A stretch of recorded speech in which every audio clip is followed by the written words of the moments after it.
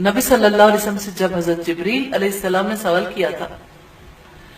مل احسان، احسان کیا ہے، یعنی عبادت کا حسن کیا ہے، تو آپ نے فرمایا ان تعبد اللہ کأنک ترا، تم اللہ تعالیٰ کی عبادت ایسے کرو گویا کہ تم اسے دیکھتے ہو، فَإِن لَمْ تَكُنْ تَرَاهُ فَإِنَّهُ يَرَاكَ، پھر اگر تم اسے نہیں دیکھتے وہ تو تمہیں دیکھتا ہے۔ تو عبادت ہی میں تو زیادہ تعلق قائم ہوتا ہے نا، اور عبادت کے لیے کس چیز کی ضرورت ہے؟ اللہ تعالیٰ کی عظمت کی، اس کے شعور کی، کیونکہ اس کی تعظیم اور اس کی محبت دل کے اندر نہیں ہوتی تو عبادت میں وہ خشوع پیدا نہیں ہوتا،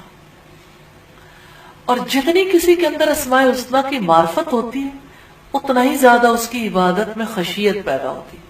خشوع پیدا ہوتا ہے، اس کا دل جھک جاتا ہے۔ اس لحاظ سے اسماء الحسنی کا فہم بہت ضروری ہے۔